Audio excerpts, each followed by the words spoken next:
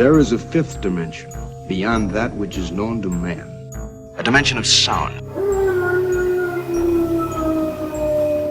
For the 158th time, you are not getting out of here. Please let me finish the Count of Monte Cristo. A dimension of sight. No change at all. What? I think I look fine. A dimension of mind. Next stop, the Twilight Zone. What's going on, everyone? Happy New Year. Welcome to the first show of 2022. I hope you guys all had a good vacation, a good holiday, good New Year's, I guess. I think this is the first episode. I completely forgot because, time is not essential at this point because I've been off for like 2 weeks or whatever. But we're back for a new episode of the Fifth Dimension, a Twilight Zone podcast. That woohoo you hear is, of course, one of our co-hosts. But before we begin, as always, hit that subscribe button, on YouTube. If you like the stuff, hit the 5 stars on the podcast feeds and stuff like that. Rate, comment, help us gain an audience. Everybody wants to listen to random people talk about the Twilight Zone. So with that said, I am here with the two main youths of my life, the ones I will see someday in court when this podcast goes to hell. But I am here once again with Jacob from Jacob Anders Reviews and Triv from Trivial Theater. Happy New Year's to you guys. How you doing? I think now I think about it, I think the last podcast was like the January 1st, so it's not really the new. Yeah. I was like thinking about that. Yeah. January 1st. This is the second one. Yes. Well, we recorded it before Christmas. No, it was after Christmas. After Christmas, before New Year's. But it premiered exactly on New Year's, Yeah, so I have an excuse, people. So shut up. Do you have an excuse though, Nick? No, I'm really not sure I you don't. do. No. Jeff says that Jeff says that Jeff begs to differ. Jeff says excuses are like assholes. Everybody's got one and they all stink. So wise. So in all seriousness, how was your guys' New Year's? There you go. But how was your guys' New Year's? How did it go for you? I spent a lot of time looking at random vehicles like the Bluesmobile and the Ghostbusters car and stuff. Yeah, she's now a thief, car thief. Yes, I am. Despite the fact I can't move my arms. You just need your feet for the gas and the brake. Just hope it goes straight. Yeah, true. In alignment. I spent New Year's, man. I had such a good time. I spent New Year's Eve editing a video because I have no life. If my family is asleep and I'm awake, I have no life. So Nick, which do you prefer, car thief or editing a video? Well, seeing how I was playing Halo Infinite, I think I'm in the middle. Yeah, there you go. That's fair. I should say I was yelling at my screen playing Halo Infinite because that game needs co-op really, really badly. But we'll talk about it in the Halo Infinite podcast. You can get that. Yeah. There's a cheat or something I saw. I don't know. To play co-op? Yeah. It's because it's in the code or guys, something. This is not a Halo podcast. It's a Halo cast. Save it for the freaking locker room, you dorks. Here we go. Should I leave you guys alone? Would that, if you guys need some alone time? That's the male version of 20 minutes. the Hitachi Power Wand. Oh gosh. No, it's not even, believe me, it's not even close to the Hitachi Power Wand. Yeah, Triv, we're going to start talking about our magnums and our needlers. Oh god. Okay, I'll be back in about 15 minutes. Yeah. Anyway, all the grunts. Episode this week involves a lot of men standing around reminiscing about their feelings. Oh, Nick is dying. Yes. He swallowed too much of the Hitachi Power Wand. Making applications for a new main host. Exactly. Yeah. I was gonna come up with something clever, but you just took that away from me. I appreciate it. Oh Jesus. You need a giant steaming cup of Uranus. Yes. Let's get that for my Halo. Actually, that reminds me, I got followed back by Ann Serling, who is the daughter of Rod Serling. That's which pretty I thought was kind of cool. So, Ann Serling, if you're listening, thank you for following, and I hope we're doing service or some kind of justice to your father's works. I hope. Yeah, we're taking the piss out of it, but we'd like to hope that we're doing it right. Yeah. Yes. At that voice I do, all in good fun. Every time I do that kind of smile. Love you, Dad. No, but I need to stop talking. So, anyways, we are back to talk Twilight Zone. Today we are going to be talking about an episode that he's suffering from lead bottom. Old case of old lead bottom. Old lead bottom. The new lexicon word, which we'll get to near the end of the episode. But yes, yeah. So we're talking about season 1, episode 18, which is called The Last Flight, directed by William F. Claxton, written by Richard Matheson. First script he's written for the Twilight Zone, apparently, which I didn't realize. Based off his story, which is called Flight. Production code 173-3607, aired on February 5th, 1960, and stars Kenneth Haigh as Decker, Simon Scott as Wilson, and Alexander Scourby as General Harper. Skarsgård. Yes, exactly. Never mind. Sorry, General Skarsgård. I don't remember this episode at all.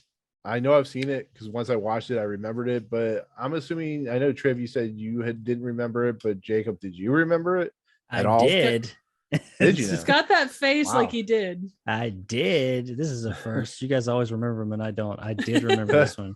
As soon as I didn't remember it from the title, but as soon as it started and you saw the plane land, I was like, I remember this episode, and I didn't remember it like beat for beat, but I was like, yeah, I remember basically what's going on. And like after a few minutes in, I was like, yeah, I remember exactly what happens here. Not exactly. I mean, I still enjoyed it, but I remembered what the final end was going to be. So I didn't figure it out. I remembered it. This is an episode that is one of first of many of the airplane going through a time portal episode, which probably is where Stephen King got his Langoliers episode from. I was gonna say this one had really heavy, like reminded me a lot of Langoliers, like only without this shitty side or CGI. Without Balky Balktassin or whatever his name is, Balky and his coked out look, that type of thing. Or the one girl that had like the super nasally voice. Exactly.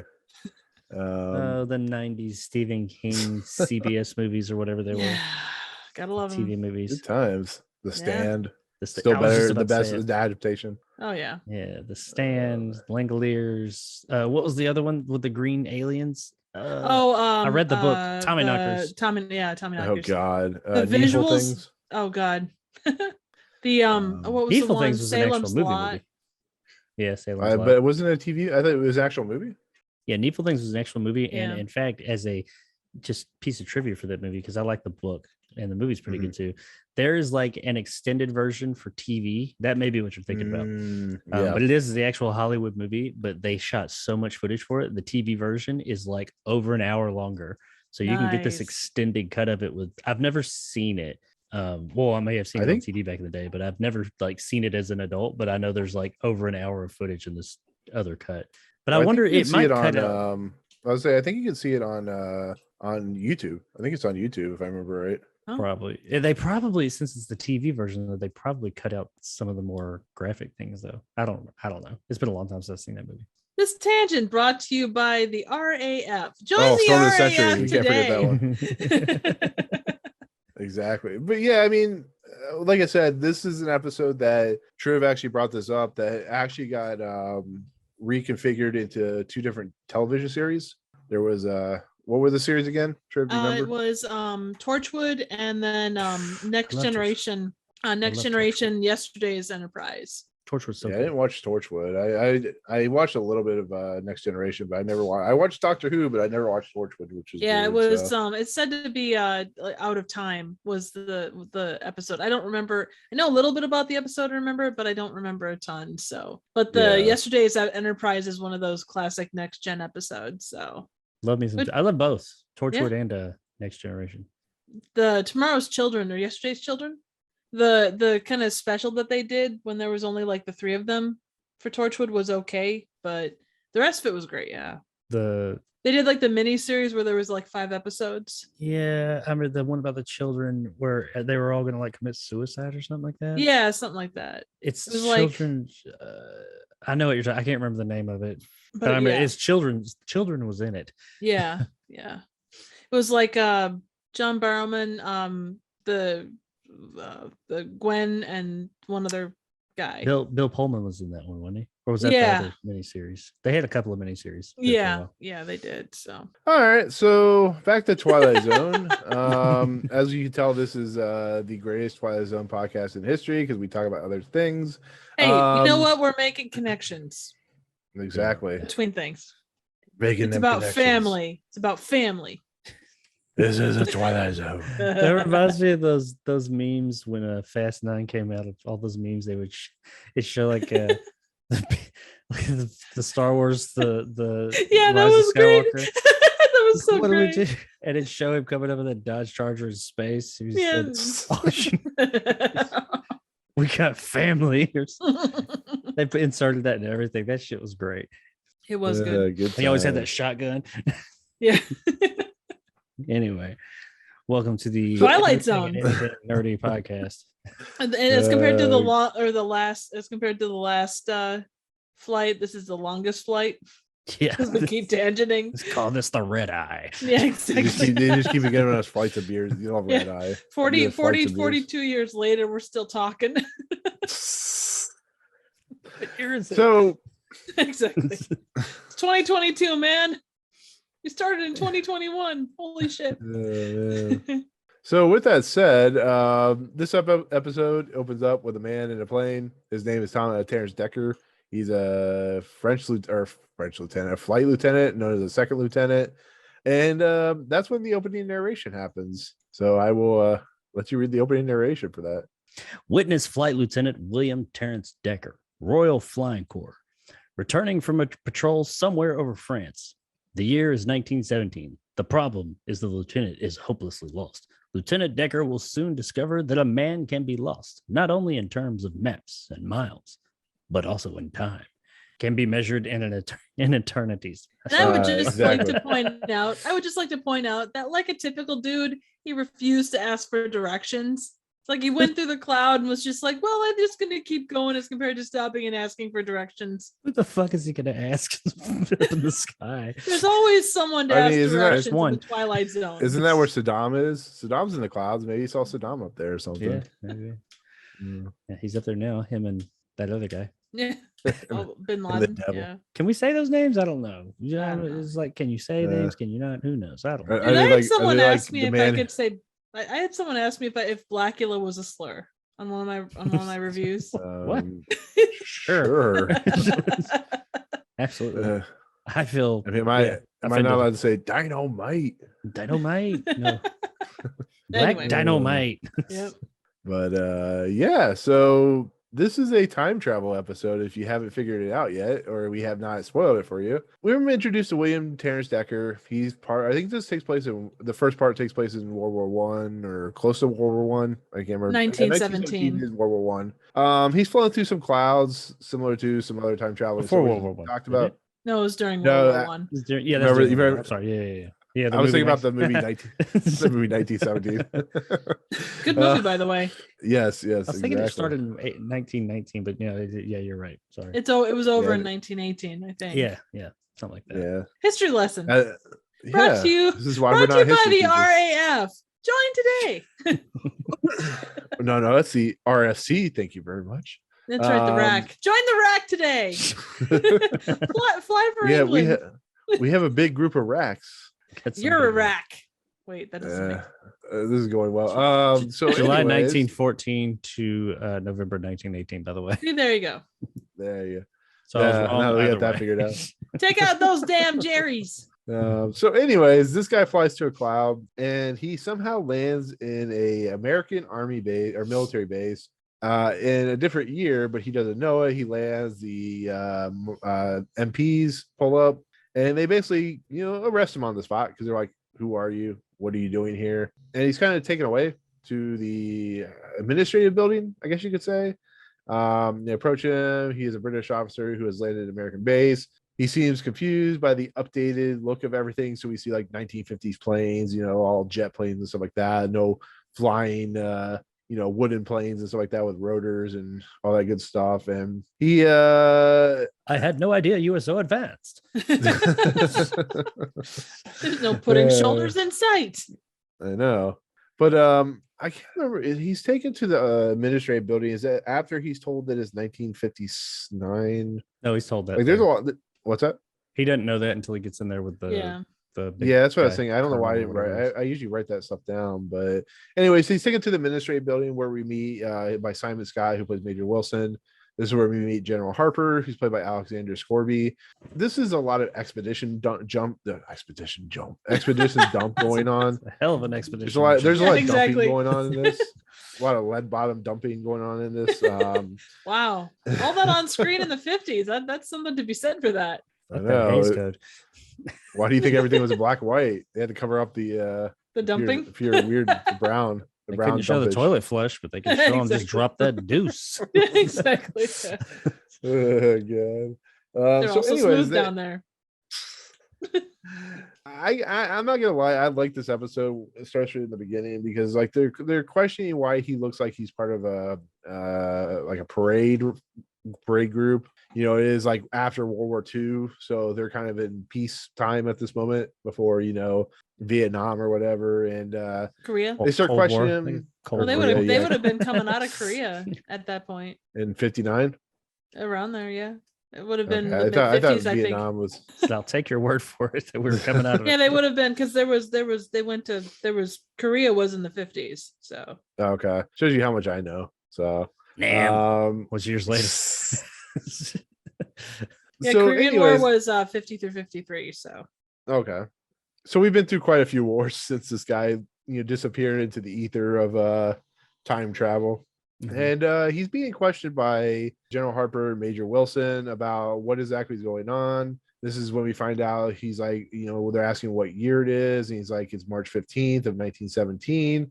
I'm like, have you seen that movie recently? And they're like, what movie? And they're like, the movie where it's like one shot directed by Sam, Mendes. what's his face? Mendes. Thank you. I should know that. And he's like, no. We only have like, when they crank the projector. oh, for and, like, God's do the sake, music. it wasn't that old. 1917. Yeah, Yeah. 1917.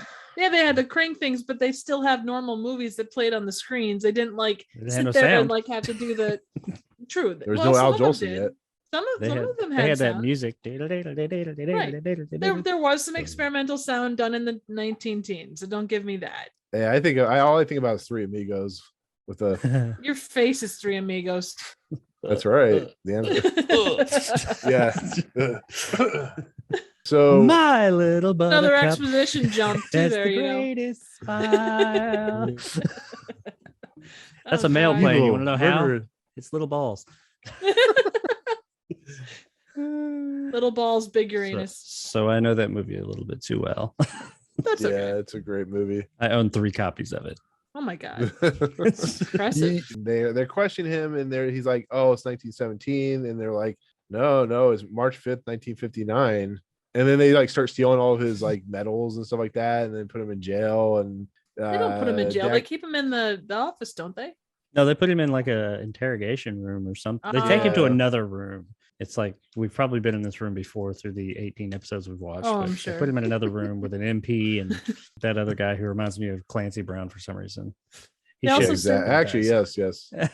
They also claim he's part of an air show, and he's like, "What is this air show of which you speak?" Yeah. What do you mean? He's like, Tell I'm me part more. of the 56th Squadron Royal Flying Corps. He's like, you mean the Royal Air Force? He's like, no, Like, the Squadron no, Royal dog. Flying Corps. Oh man. he does that whole And- like stomp thing when he walks in, and they're like, Yep. "The fuck is what's this guy going on about?" the question is like, have you been in the theater recently? Right? The Royal British Theater. He's BAFTA worse than winner. the guy from Third from the Sun. Yeah. Yeah. The guy who's he's like- this guy's just like this is like straight up. He's just like, I am from the theater. But yeah, they like take all of his weapons and medallions and stuff like that, and somehow, because he's escaping like halfway through this movie, he forgets about him, which is actually a big plot point. But he goes he's in that whatever interrogation room, prison cell, whatever you want to call it. And I can't remember, is this the major or the general that's talking to him? It's I the can't- lower, I- lower It's the ranking guy. major. Yeah. Yeah, that. But Would, they're yeah. but they're trying like going back and forth for like, I don't know, 5 or 6 minutes talking about, how is this even possible? You're lying. And Decker's like, how can I be lying? I know where I was from. This is when we learned that he was a coward. And all this said, with everything said and done, what did you guys think about everything that was going on? Like, is there anything you want to add to this? Because it's really a lot of exposition dumping, and there's a lot of just kind of talking about, what it was like for him in the military in 1917, how this is even possible, and all that good stuff. Because it pretty much leads to the end of the first act at this point. So, what do you guys think? Well, I like I said, I remember this one. This is one I actually I probably vividly remembered this one more than the others for some reason. I like these kind of episodes, but I did remember it, and even though I remembered what was going to happen, I really enjoyed this episode. I like it. I like these time travel, out of place, out of time kind of episodes and stories like this. I do remember back in the day when I saw it. I think that's probably what spurred me to remember it so well, is because back in the day when I saw it and I was trying to figure out what is this one. What is it going to be about, when I was trying to figure out what's going on. For some reason, I thought it was going to be kind of like a Twilight Zone version of, I cannot remember the story's name. There's a short story about I think it was a pilot, some soldier back in one of the wars, who it goes to the hospital. He's like knocked out. He wakes up in a hospital, and then like there's nurses and doctors and all this, and they're telling him, they're trying to talk to him and like find out who he is and all this, and come to find, I think they're talking to him weird and everything, but it's a short story, and he comes to find, he like looks out and he sees like enemy planes. I think it's like the Nazis or something like that. And come to find that it was actually all a scam. They were trying to get him there so they get information from him. I thought it was gonna be something like that. Obviously it's not. I knew that. Don't even know why I brought that story up. But I did like how at the beginning, when he landed the plane on this airfield and he went down, I don't think it was sped up, but the way the Jeep comes down and it just starts like going around the plane like over and over. Yeah, that's the thing about it. The Twilight Zone does that a lot too. Yeah. I as soon as it did that, I imagined the Benny Hill music of this. It was like wah, wah, wah, wah, wah, wah. I imagine that music in a lot of situations, but like I thought that was kind of funny. He's just like, they were just going around and around and around. The guy's like, what is going on? What the fuck am I supposed to do? But anyway, he gets the main guy, I can't remember his name. I don't have it in front of me. Decker. Yeah, Decker. Epic name, by the way. William Terrence Decker. I want that name.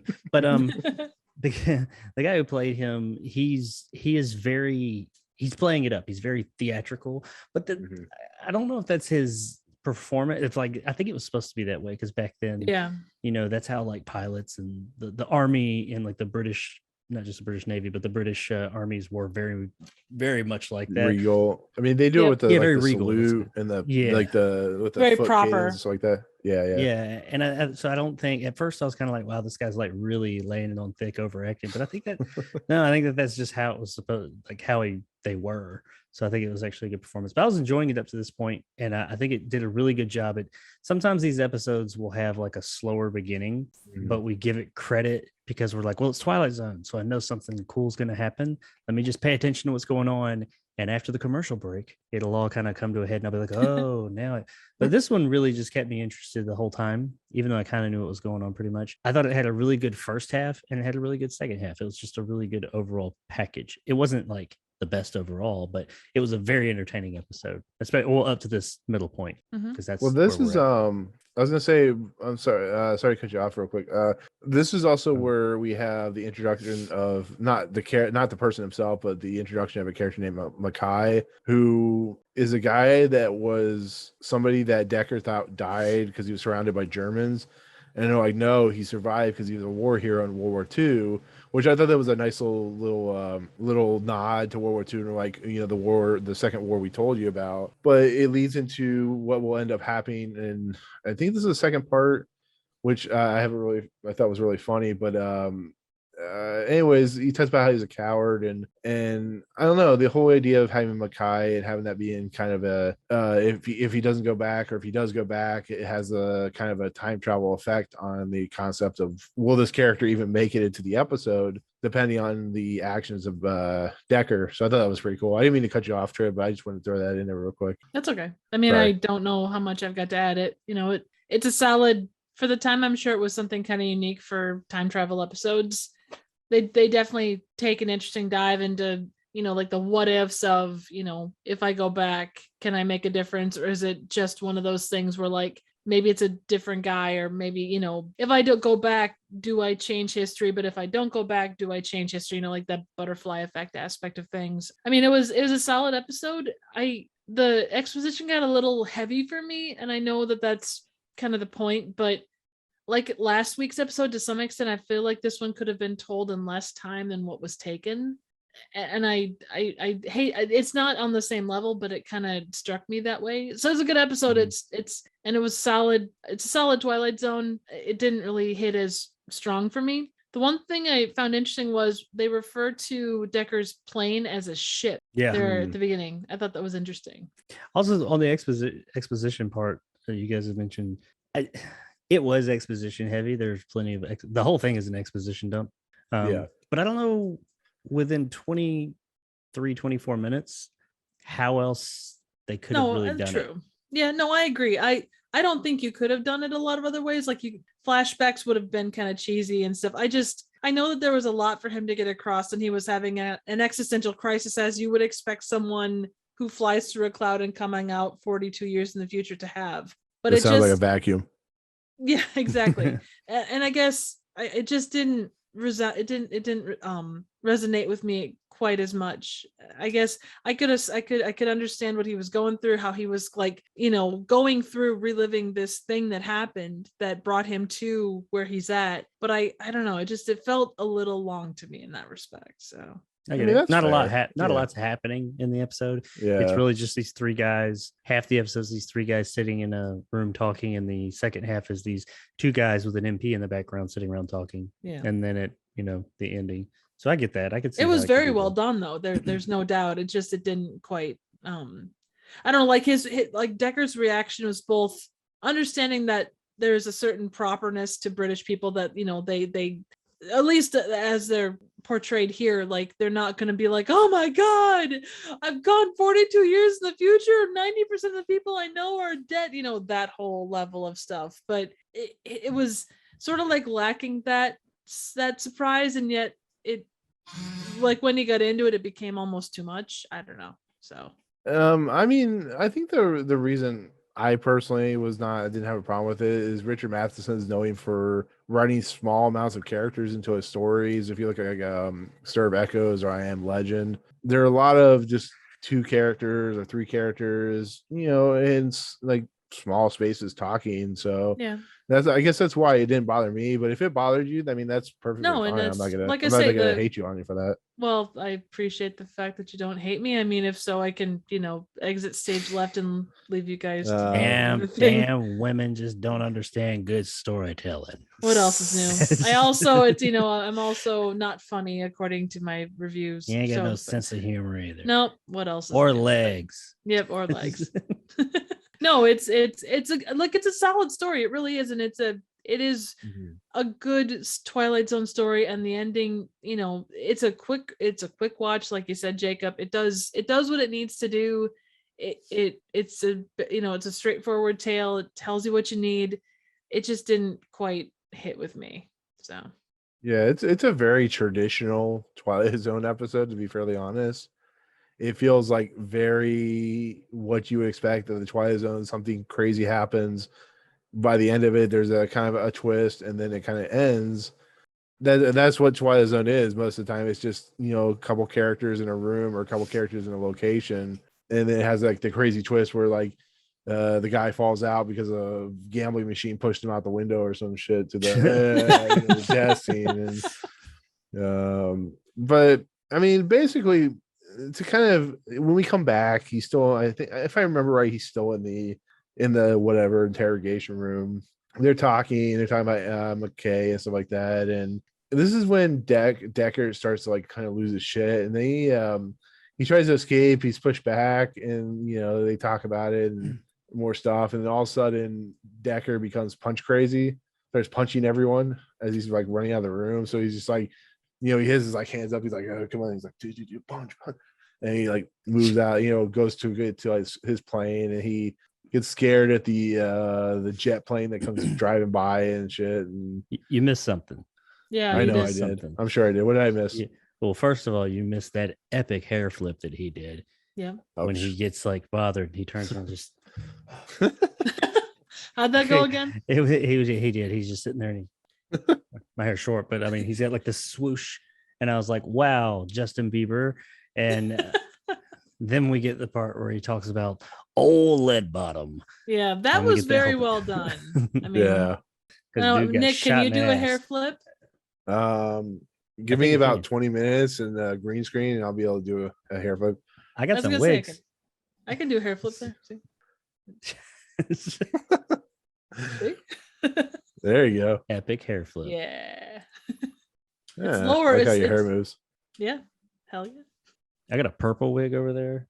Nice. You look at with a blonde one somewhere around here. They're all really long. Yeah, that's funny. I Can bought 'em Jeff for do a hair Skims. flip? Yeah, he's not in the mood right now. Okay. Which one? You're, Sorry. where you're over here. I always know he's there because I always feel like somebody's watching me. Yeah. He's watching all of us. Somebody's watching me. Well, you got Jeff watching you. I got Serling watching me. So Yeah, he's I just peeking out got there a like tunnel creeper. vortex. yeah. Hey, that's okay. You got lots of people watching you. Yeah, what's at the end of that tunnel, Nick?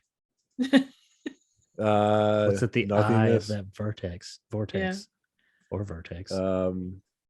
Strippers. Nice. Hell yeah! Let's go cookies. down that rabbit hole. Woo. Strippers and cookies. Yeah. Better than Or as zombie Bender strippers. says, As long as there's ping pong Exactly. balls too, I'm down. As long as those ping pong balls aren't attached to zombie strippers, then we're okay. Oh well, that's what I was hoping for. Oh God. I live my life by what Bender says in Futurama. I'm gonna build my own casino with strippers and blackjack. You know what? Forget the casino and blackjack. Just strippers. That's what you know. If they had this in 1959, William Decker would have been just fine. He could have lived his life with strippers and blackjack. What is? You know, I'm good in life? disappointed. I'm disappointed that the hitchhiker car doesn't come into this episode. That would have been cool. Disappointed. It should have been like a running joke. And The actually, hitchhiker this car. she ran over the guy and Oh yeah. he's run over like 6 different people. It's good times. Just like he's going to take off, and this kamikaze car comes out of nowhere. It keeps going. Each episode, this car just needs to show up and just drive right off screen. To the Benny Hill soundtrack. Exactly. It actually should be reminds like me of that- Aeon Flux. We're always waiting for it. We know it's Yeah. coming. The car from Hitchhiker turns into the Jeep in this one. It could possibly be. Yes, I like it. Going my way. I'm seeing fan edit in my future. There you go. Yeah, I like it. 165. Yeah, 165 fan edits. We're gonna make an overarching narrative. I like it. Right. I think it's what Rod Serling would have wanted. Yeah, Exactly. yeah, the true Twilight Zone, the movie. Yeah, there you go. So we have a new lexicon word, which is, of course, OLED bottom. I'm glad we finally got a new word. It's been a while. It's And like 2 episodes ago. The Devil with You. That one's on Yeah. Devil yeah. with you. Yeah, I there. Not a forgot good about that one. one. Not a good one, but it's on there. Yeah. I'm sure to get one from every episode. The suck in the puss, crumb bum, jump to the moon while you're fingering me. The dirty end of the stick. Room full of buckets, shoulders like pudding. The devil with you. I was born under a weak zodiac and old lead bottom. Yeah. Oh man. Jacob is Good collecting them like Pokemon or Pokemon. It's the Twilight Zone Exactly. lexicon. Twilight Zone go. Come on. So back to the episode. This is we haven't talked about the episode for quite a while. So anyways, Decker, after everything's said and done, he starts going punch crazy. I think he knocks out like 4 people and a woman at some point, 5 total people in this episode. Then again, that woman, the lady walks by, is just kind of like, Yeah, these are terrible soldiers. He Yeah, takes they're them not all very out, good. and he is walking around like Bernie Mac in that one movie where Chris Rock's the president. And he gets off the train and he's like, "Bam, bam." Just like nobody could take this guy out. He's like the friggin' Terminator. Well, he's from Adams, an yeah. older age. He's They're a man tougher. where all the rest of these guys are just Yeah. pussies. Put him up. Put him up. yeah, he's Yeah. a royal air. He's a I'll royal. sock you in the puss. Suck in Yeah. the push, you crumb bum.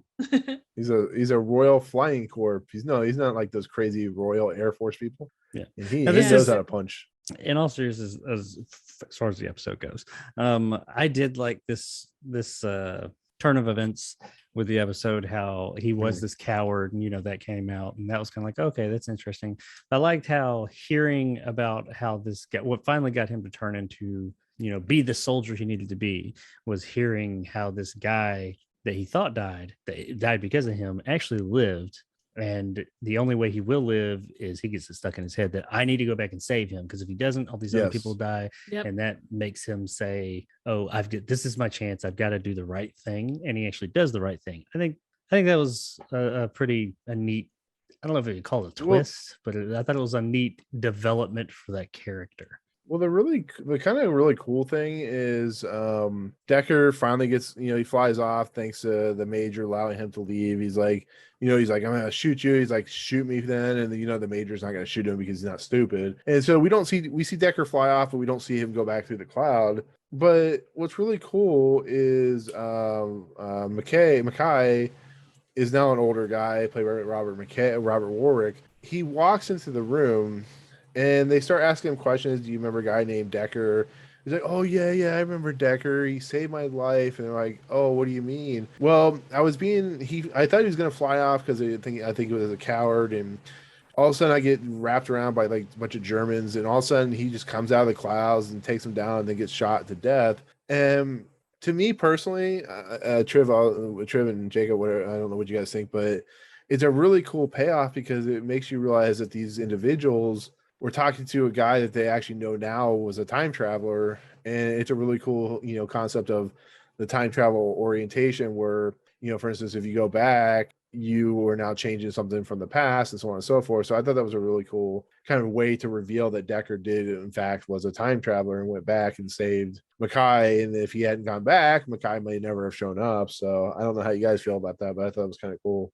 It was very A Christmas Carol in that way that he went to the future. He saw the future, and that is what caused him to say, oh, I need to make a change and do something different. And when I get back to my time, I need to make the right decisions and right choices so that, good things happen and not bad things.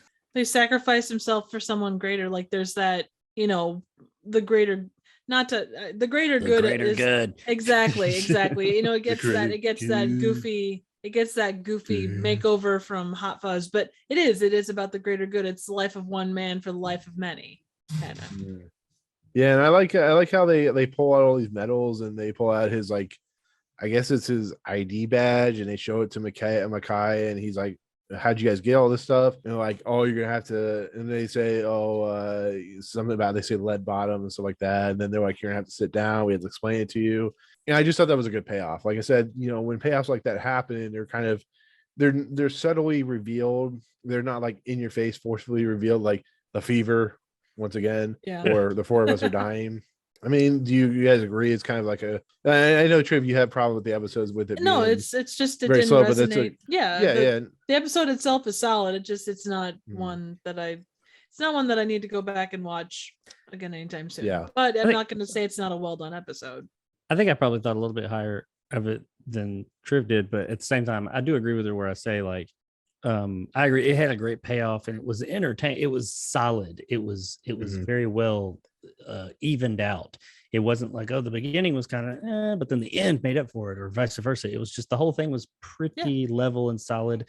I think it was overall just a really solid episode. Like I said earlier, I don't think it's the best one. It's far from the worst, but I feel like when we get to ranking this one, it's going to be right there in that middle somewhere. Yeah, that's kind of where I'm at with it too. I mean, but yeah, I mean, that's pretty much like I said, it's also another very simple but somewhat traditional. Yeah, traditional episode that does what it needs to do and then doesn't, outstay its welcome, I guess is the easiest way to put it. Really interesting. Oh, this is interesting. Trivia note on this episode. Richard radio historian Martin Grahams Jr. noted the similarities between this episode and 1948 episode of the acclaimed radio drama Quiet Please, called One for the Book.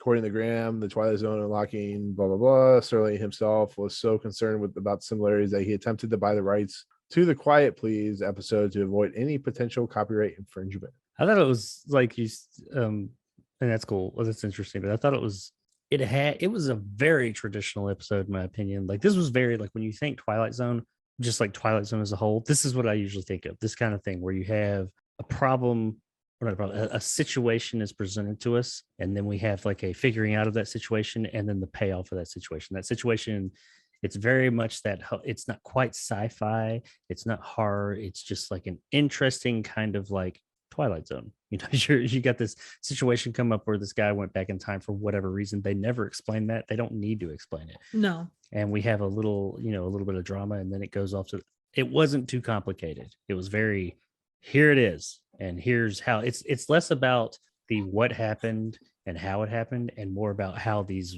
people react to it. Right. And that's one of the strengths of the Twilight Zone, is it is oftentimes based around people more so than events. Like you could, that's one thing about time travel. It does get dicey when you're talking about like how it's done and the repercussions that it has for the future and the past and people involved and all that stuff. This one, like a lot of shows of the time, it didn't concern itself with that. It was just like, this is what happened. He went back, he saved a life, and this guy in turn was able to save a bunch of other lives because of his sacrifice. Well, if you start explaining with all time travel things, if you start explaining too much or trying to explain too much, that's when you start getting the plot holes and the things like where people are like, well, wouldn't because this person saw him do this thing that would affect the blah blah blah here. Exactly. I mean, this is beyond the whole time travel thing, but this is plausible.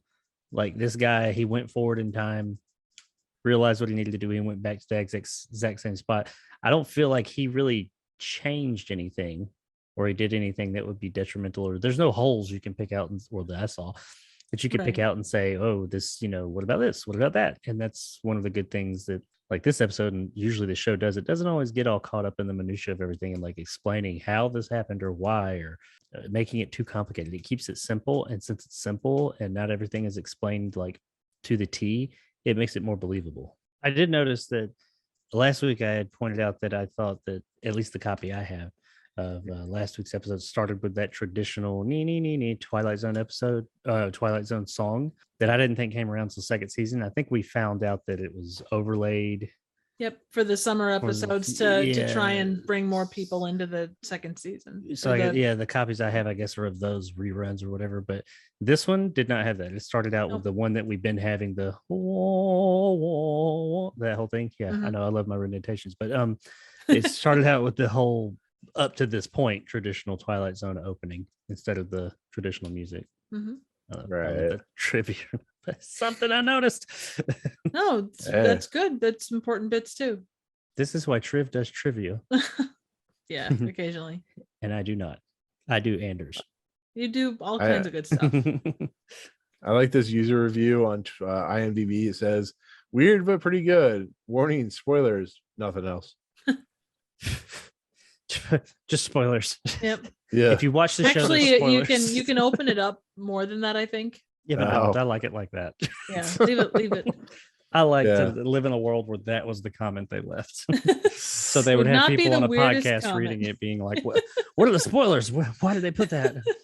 Derail the podcast, and we're just like talking for that for an hour. Certainly wouldn't be the first time or the last time that happens. No, it doesn't take not much. The strangest. Does not take much to derail us. Okay, you don't have to try that hard. No, definitely not. So anyways, that'll do it for this episode. Like we said, very traditional, very straightforward. There's not really a meaning behind it outside of cowardice, what it means to be a non-coward, I guess. What it means to be a non-coward. Be brave. It's about brave and cowardice. Yes. So with that said, we'll go into closing narration with more opacity overlay. Dialogue from a play, Hamlet, or Horatio. There are more things in heaven and earth than are dreamt of in our philosophy. Dialogue from a play written long before men took to the sky. There are more things in heaven and earth and in the sky than perhaps can be dreamt of. And somewhere in between heaven, the sky, and the earth lies the Twilight Zone. I really got to start reading these in advance, so I'll be prepared. Oh man, you should have been there when I tried to read them. It didn't go well. Trust me. That's why I brought you on. I was literally watching this episode when I was telling you guys I'll be there in just a few minutes. I watched part of it earlier today, and then I had to stop it because I was packing, and then I was like, oh shit, I need to finish that. And that's why I was like, hey, I'm gonna be just a couple of minutes late. But yeah, Good times. we'll do better about that next time. No worries. Probably not, because I'm That's gonna be all right. moving next week. It's probably gonna be all fucked up. That's okay. Yeah. Take the time you need. I've dropped more than Exactly. 5 F-bombs, I think. All right. So to close this podcast out, or this episode out, we do the Twilight Zone listing, the rankings. Every week we talk about an episode and we try to place it in the lovely list of the more complicated as it goes along week by week. And the last episode was at the bottom, The Fever, number 17 so far. Number 1 is The Walking Distance. Is this better or worse than Escape Clause? I go right back to Escape Clause after going with, is this better than 16mm Shrine? Yeah, exactly. The real question is, Jacob, did you watch all the episodes? I'm only missing 2. The same 2. Same 2 as last week. Chance to Dream, and it's one of the bottom. Judgment Night. Those are the only 2 I'm missing. But I've seen everything else. I'm gonna watch them. Let's see. It's been a busy week. Yeah. And When the Sky Was Opened is right under Escape Clause. And then we got The Lonely, A Shot an Arrow to the Air. Triv, you guess. Let me look at these for a minute. Or not guess. You let's see. I guess somewhere between 1 and 17. Good guess. Yeah. I see that. You know, Escape Clause still, the devil is such an intriguing character. And not to say that Decker doesn't have, like, he's got a lot of good things, but like Jacob said, and I think like I said, it's a solid episode, but I feel like it'd be like maybe between like The Lonely and I Shot an Arrow into the Air, kind of in that realm. Is it? So you're saying it's worse than the guys disappearing and forgetting each other episode? It'd be. Is it the? Oh, that's the I Shot an Arrow into the Air. Well, no, that's in When the Sky Was Open. Was it? Yeah. That's the Sky Was Open. That's right. Oh gosh, I don't know. Like I think, but below us. Well, let me ask you: is this better? Is this episode better than The Lonely?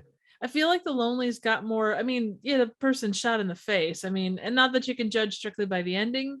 But you do have like, you know, like the warm fuzzy, you know, guy sacrificed everything to go back and make things right.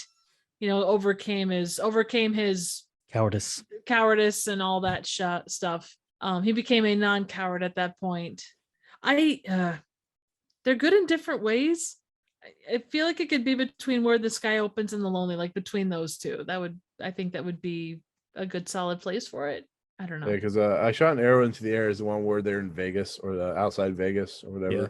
And they're Reno. They're outside Reno. Well, Vegas. Yeah. Like maybe it could go lower than that. I don't know. It's such a. Where are you at on it, Nick? This is definitely better than Denton. Definitely better Shot an Arrow into the Air. I'm stuck between When the Sky Was Open or The Lonely, which is. That's where I am. We're all in the same place because I'm like. I think I liked it better biggest than problem. The Lonely. Yeah, because my biggest problem with The Lonely, it was like stacked one act.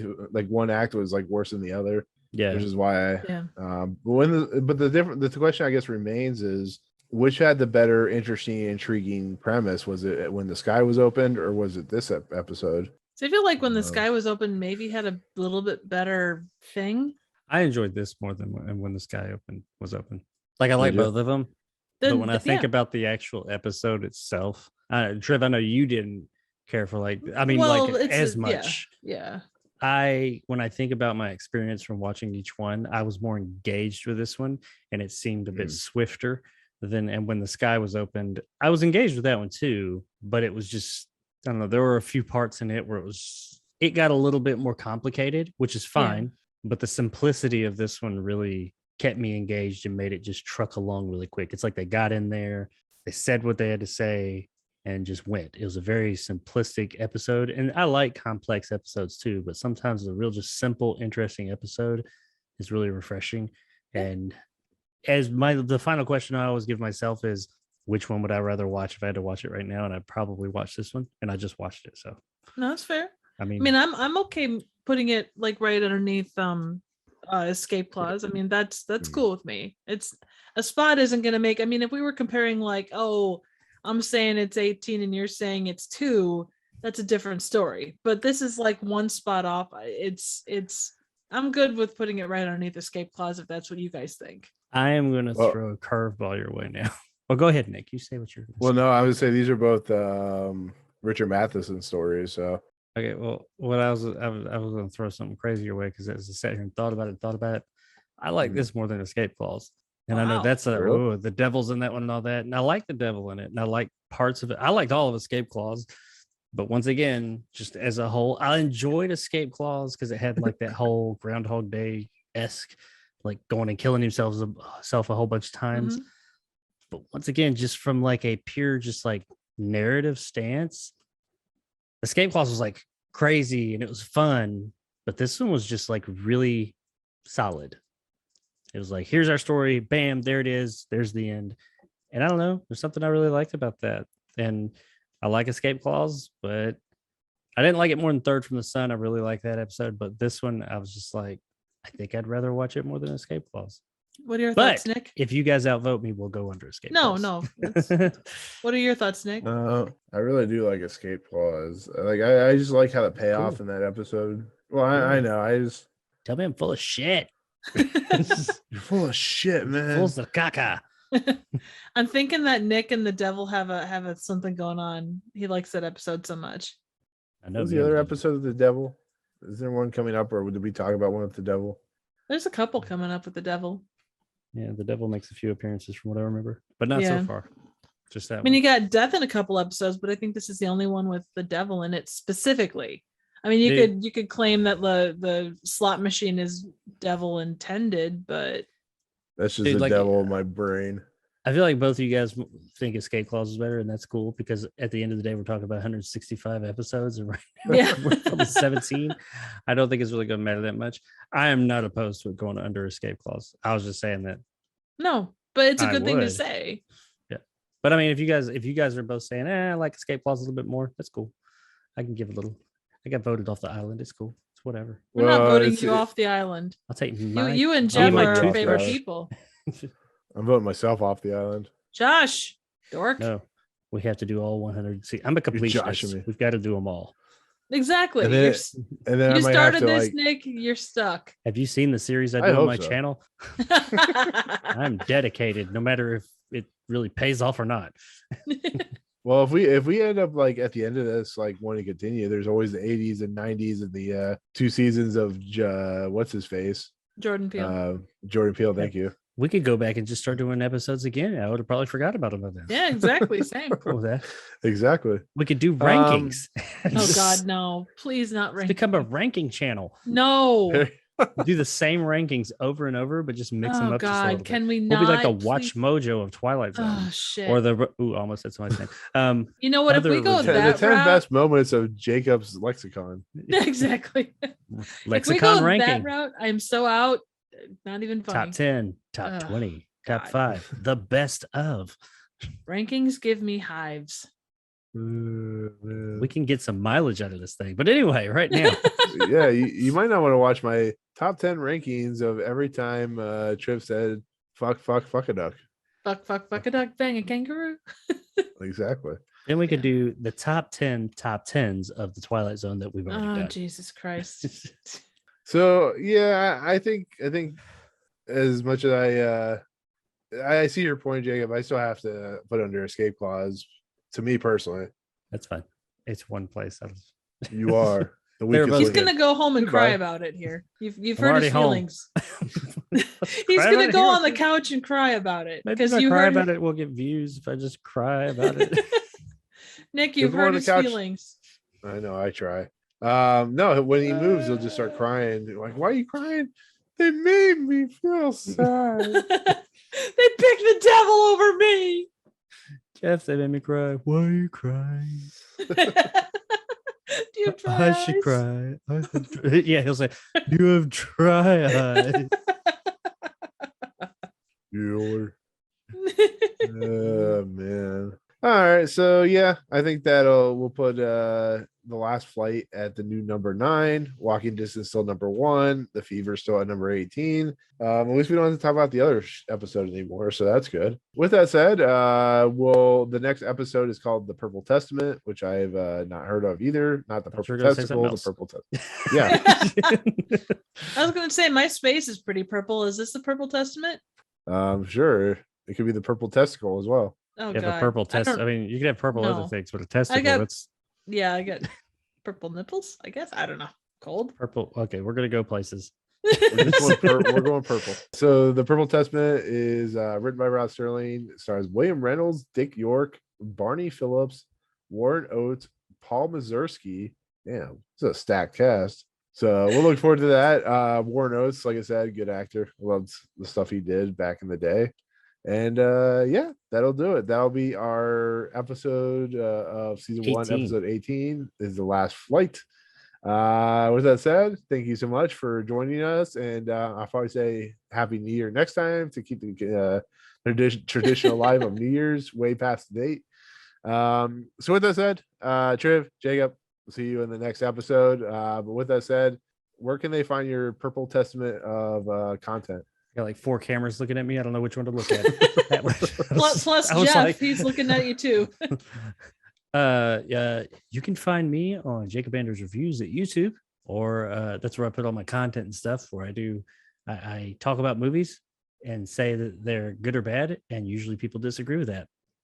And I do series, like right now I'm doing a comic book movie review series. I did a video game movie review series where I went and watched every one of those, even the ones you haven't heard of. So you don't have to, because a lot of them you don't want to. Some of them you do though. Also, you can check me out on Twitter, where I do some things on there at Red Neville at Red Neville 2. And that's about it. If I talk anymore, I'm going to make more of an ass of myself. And well, I do that enough on my channel. And yeah, there you go. And Triv. So Triv, when you're not busting ghosts for a living, where can they find your content? That's the best I had. It's okay. That's you the can best. find me. No. That's the best I ever came up with and ever will come up with. So there you go. This isn't the third take. I promise. This is the very first take. I didn't say anything really bad. I promise you. So Triv, when you're not busting ghost, or I'm looking at my toys up on my set right now, or you haven't turned into a gremlin from eating after midnight, where can they find your content? Well, you can find 1917 level content here on YouTube at Trivial Theater. You can also find me on Twitter at trivia_chick. I just dropped, or I will have just dropped, a collab with on Ginger Dead Man 3, which is not a solid movie, unlike this, which was very solid. So definitely stop by and see the very unsolid Ginger Dead Man 3. Yes, and her content, this is done with Movie Oracle, is absolutely fantastic. Definitely give it a check, when it releases. Also, Jacob, you did your best of the year content as well, and worst of the year content. So yes, so very funny, very good, and entertaining. And we're gonna get out of here because Triv's about ready to have a heart attack from me messing up her closing narration of her content. So anyways, you can reach me at Movie Emporium on Twitter, Movie Emporium content as well on YouTube, where I post all my reviews and all that good stuff. This episode is brought to you by this episode is over, and once again, podcast feeds, all that good stuff. So with that said, we'll see you in the Twilight Zone in a future episode. Peace out, guys. Bye. Jacob, you were sitting there staring at the camera. I couldn't help but laugh. Just like unblinking, just staring like. Somebody get a dog? No, that was me. I'm just joking. Smart ass. Anyway. So yeah, that was Torchwood burping hour. That's good times. That was more of a hiccup, wasn't it? That was a hiccup. Okay, gotcha. I got cute hiccups. Capaldi was in Torchwood. Cute hiccups.